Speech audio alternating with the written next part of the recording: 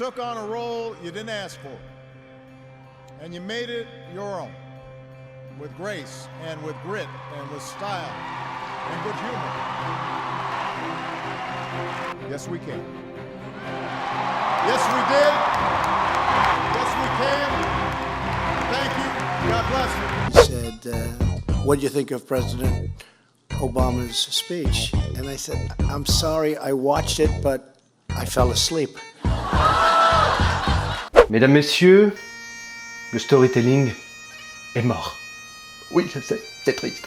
C'est le storytelling, c'est l'art de raconter des histoires, et malheureusement, ça disparaît de plus en plus. On est moins en moins dans l'art de faire des histoires longues, impactantes, avec une introduction, un développement, des obstacles et des contournements d'obstacles, et on est de plus en plus dans l'ère du clash. C'est les phrases courtes, impactantes, et qui demandent très peu d'attention. Selon Christian Salmon, qui justement est l'auteur de l'ère du clash, il explique que le storytelling disparaît de plus en plus à cause de deux facteurs. Le premier, c'est le 11 septembre 2001, avec les attentats, et de nombreuses personnes n'ont pas cru à l'hypothèse du 11 septembre, les politiques à l'époque, donc aux États-Unis, des complotistes du coup. Et c'est donc là en fait qu'il y a une cassure en fait entre le storytelling que nous racontaient les politiques à l'époque et les complotistes. Deuxième élément, c'est en 2005 avec les réseaux sociaux, Twitter, Facebook et l'abondance justement du storytelling. Toutes les marques utilisaient ces médias sociaux et malheureusement, forcément, les gens avaient de moins en moins d'attention disponible pour ces storytelling. Les histoires longues, ça demande beaucoup d'attention et plus tu en as, moins tu peux porter d'attention à ces histoires. Donc, l'ère du clash, l'art de la petite phrase impactante et violente est arrivée à ce moment-là et a pris une place très importante. De moins en moins de monde, de moins en moins de marques utilisent des histoires longues, storytelling, mais de plus en plus des phrases impactantes, du visuel. C'est là d'ailleurs qu'apparaît Snapchat et Instagram avec des contenus beaucoup plus courts et beaucoup plus impactants. Et Donald Trump, on y vient enfin, a parfaitement compris comment fonctionnent les médias sociaux et il utilise parfaitement l'ère du clash pour sa propre personne. Et personnellement, j'ai pas peur de comparer Trump à un hypnotiseur parce que concrètement, il utilise des outils d'hypnose pour attirer l'attention des gens et pour les convaincre. D'ailleurs, le premier secret, c'est capter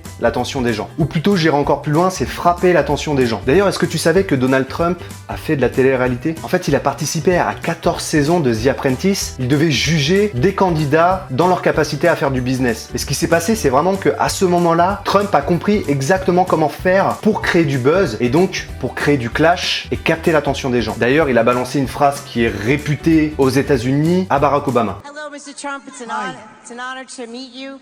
I was wondering what you would say to President Obama. You're fired.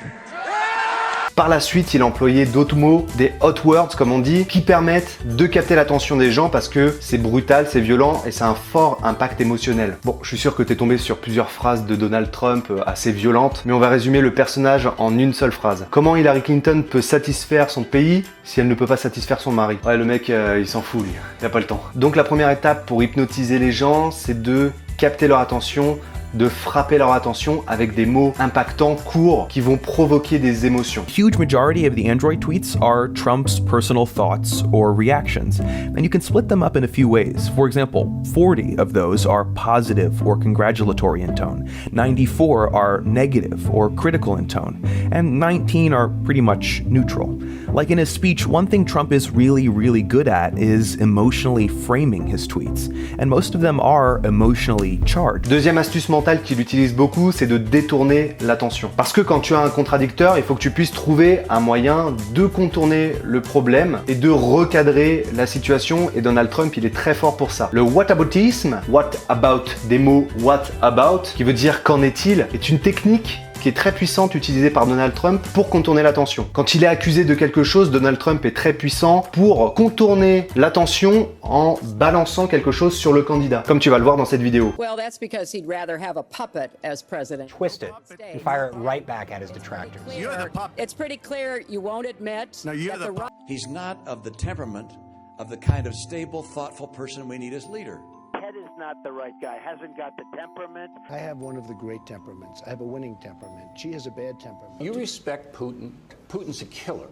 A lot of killers. We got a lot of killers. Why you think our country's so innocent? Pour moi, Donald Trump, c'est un peu le Walt Disney moderne. Je suis désolé de faire la comparaison comme ça, mais pour ma part, en fait, je pense qu'il caricature tous les candidats qui sont contre lui et tous ses détracteurs. Et je pense que c'est pour ça qu'il arrive vachement à divertir les gens et à les convaincre. Parce que regarder Donald Trump, c'est comme regarder un Disney, tu vois. Le mec fait le foufou, il fait des têtes un peu de con, il se fout de la gueule des candidats qui est en face de lui. Et c'est une bonne manière, en fait, de faire totalement l'inverse des candidats et des politiques qui avaient ces 50 dernières années. Il crée une sorte d'univers autour de lui et c'est vachement hypnotique parce que c'est quelque chose d'inédit. Hillary Clinton, c'était la colérique, la femme qui s'occupait pas bien de son mari, et tous les candidats qui étaient contre lui avant la présidentielle avaient un petit personnage qui était attribué en fait. Et lui, forcément, il utilise des mots puissants pour se décrire et il décrédibilise les autres avec des hot words violents et ridicules. Donc Donald Trump est capable de capter notre attention, il est capable aussi de nous distraire quand il le faut, et bien entendu, le plus important, c'est qu'il est capable de toucher notre cerveau décisionnel. Les chercheurs ont démontré que l'on prenait des décisions de manière émotionnelle et qu'on les justifiait de manière rationnelle. Donc à mon avis, Trump a été élu grâce à ça, et ce qu'il faut bien comprendre, c'est que pour prendre des décisions, on a des stimuli, et Trump, il répond parfaitement à ces stimuli, il sait comment justement déclencher une prise de décision. Premièrement, ce qu'il faut savoir, c'est que notre cerveau est égocentrique. Il pense à lui d'abord. Trump, il l'a parfaitement compris pendant la campagne en disant « Make America Great Again ». Accent américain parfait.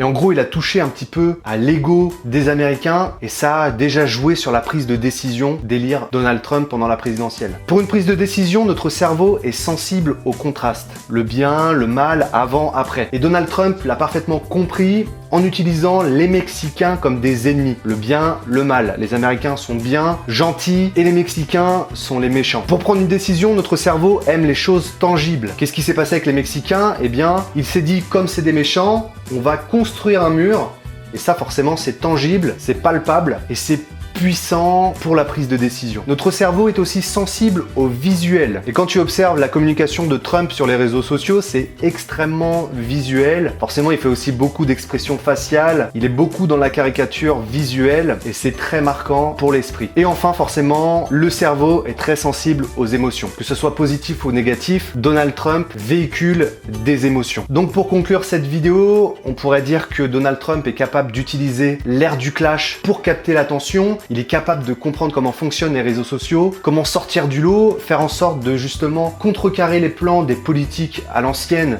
qui utilisent du storytelling vachement beau, vachement doux pour convaincre les gens, mais ça ne fonctionne plus. Il utilise des médias sociaux pour capter l'attention avec des mots impactants. Il détourne l'attention en se foutant de la tronche des candidats qui est en face ou des personnes qui cherchent à le contredire. Et enfin, il a parfaitement compris le processus de décision de notre cerveau et sait parfaitement sur quel bouton appuyer pour faire en sorte que les gens votent pour lui. J'espère que cette vidéo t'a plu, on se retrouve très bientôt pour une prochaine vidéo. Mets un pouce en l'air si tu le souhaites et n'hésite pas à me laisser un petit commentaire, ça serait super. On se dit à très bientôt, salut!